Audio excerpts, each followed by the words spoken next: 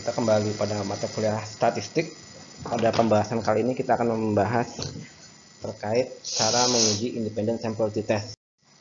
Kemarin kita sudah belajar bahwa yang namanya uji perbedaan itu ada banyak jenisnya. Yang pertama adalah one sample t-test. Kemarin pertemuan yang lalu kita sudah belajar bagaimana kita menguji perbedaan berdasarkan atas data satu sampel. Lalu yang kedua adalah dengan dua sampel. Ada dua data. Nah, kemarin ada satu data, sekarang kita ada dua data. Nah, di dalam uji T2 sampel ini terdapat dua macam. Yang pertama adalah dependent sample t-test, uji tes dua sampel berhubungan, dan yang kedua adalah uji t-test terpisah, independent sample t-test. Nah, kalau yang uji dependent sample t-test itu dilakukan pada dua kelompok yang saling berhubungan. Misalnya adalah contohnya adalah data penelitian eksperimen, prestasi belajar sebelum dikasih obat A dengan setelah dikasih obat A. Nah, nanti kita membandingkan data berdasarkan dua sampel yang berhubungan. Sampel sebelum dikasih obat A dengan sampel yang dikasih sesudah dikasih obat A. Sampel yang belum dikasih obat A dengan sampel yang sudah dikasih obat A. Atau kita ingin melihat perbedaan prestasi belajar setelah diberikan metode ganjil misalnya. Jadi kita ukur, membandingkan mana apakah terdapat perbedaan prestasi belajar sebelum menggunakan metode ganjil dengan setelah menggunakan metode yang ganjil. Nah, itu contoh. Itu kalau modelnya begitu, kita menggunakan uji T berhubungan, dependent sample t-test. Namun kalau dua sampel tersebut tidak berhubungan, maka kita akan menggunakan uji independent sample t-test. Contohnya itu adalah ketika kita ingin melihat perbedaan antara prestasi belajar laki-laki dan perempuan. Nah, data itu berasal dari dua sampel yang tidak berhubungan ya.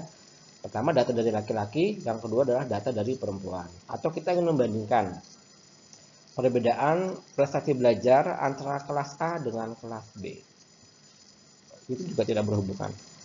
Kita dapat data dari dua kelompok yang berbeda, kelas A, kelas B. Yang tadi laki-laki dan perempuan, dua kelompok yang berbeda. Coba kita bedakan dengan yang berhubungan, dependent sample t-test. Itu kan data yang berasal dari kelompok sama, prestasi belajar kelompok A sebelum dikasih obat dan setelah dikasih obat. Nah, data sebelum dikasih obat dengan data setelah dikasih obat itu sama-sama berasal dari kelompok A gitu ya. Artinya datanya masih berhubungan.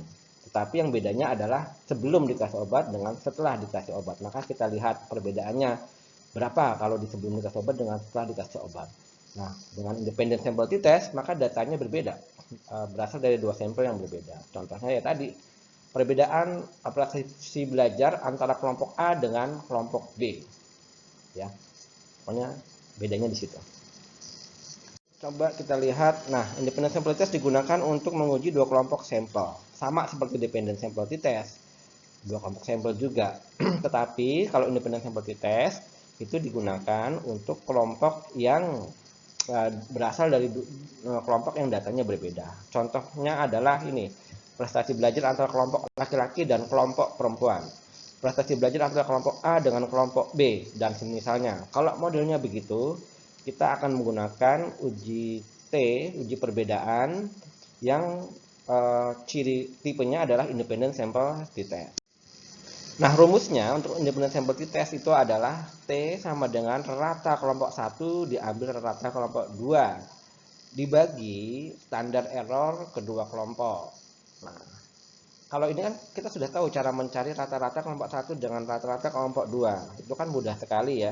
Sudah pernah kita pelajari. Nah, cara mencari ini standar error kedua kelompok. Kalau manual itu menghitungnya, tapi kalau di SPSS nanti Anda lihat di video kedua, kita cukup butuh waktu kurang dari 5 menit itu udah bisa kita mendapatkan hasil uji. Nah, yang menjadi PR itu adalah hitung secara manual data yang saya berikan sebagai contoh. Nah, hasil yang benar itu sudah saya hitungkan dengan menggunakan SPSS. nilai T-nya harus sama dengan hasil perhitungan SPSS. Kalau berbeda, itu tandanya Anda masih salah dalam menghitung uji perbedaan secara manual. Oke, selamat.